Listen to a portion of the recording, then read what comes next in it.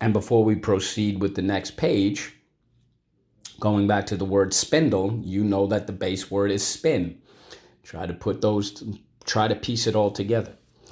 Well, anyway, we're talking about using new materials in a new way, right? Combining stone and wood and string. Well, now man understood there are materials in the earth. There are these resources which we can use for our creations, for our invention. Everything that we have has to be made, has to be invented. The one weapon that we come on earth with is our brains. So man began to dig into the earth to find materials for his tools. What will he discover? What do you think he will discover? Find those resources in the earth. What do you think he will locate? Well, here we go. Again, this illustration. But it's the content that really counts. Think about this picture. How is this different from earlier man? When he learned how to melt and mix the metals he found in the earth, his tools became stronger and sharper. But metals were very costly to mine, and their main use was for weapons and ornaments. We have our weapons here, and we have our ornaments or our decorations like jewelry.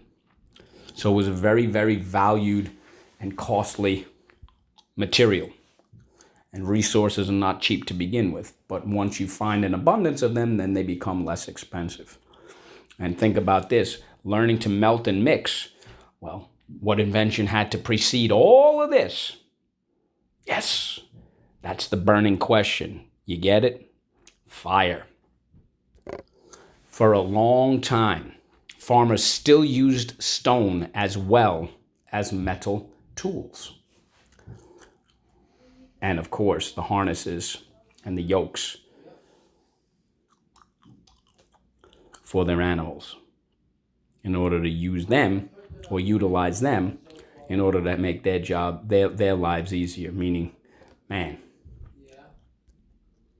So what do we observe about this? Yes, there were people who did use weapons as aggression, and this is what happened. Soldiers armed with metal weapons were able to steal crops and take land from the poorly armed peasants. Okay, sort of like the serfs you read about, right? Okay. They had the weapons. The peasants did not. We'll get to that page in a minute. What do you think the peasants might have done in the long run? Think about that.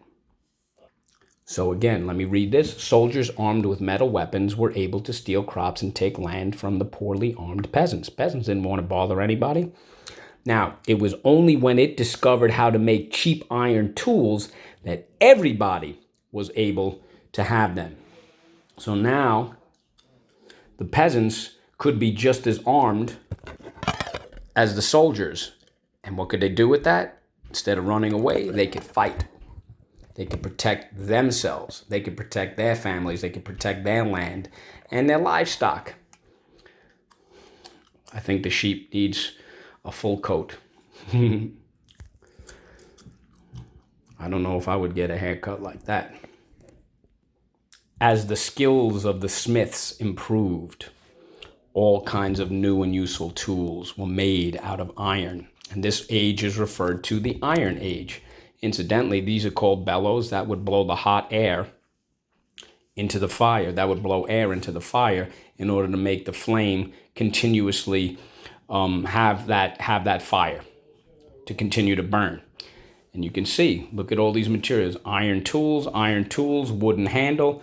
Now they're doing something with mixing the metal material and using it to create some other new tool, which will be very useful. Now masons and carpenters could make better homes and furniture, and with metal tools, man was able to improve his wheels.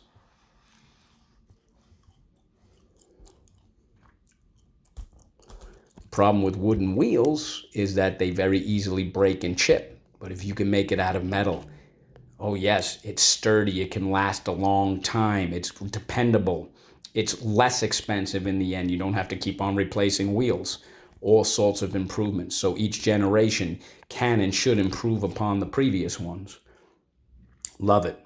Look at that sight of an achievement and improvement.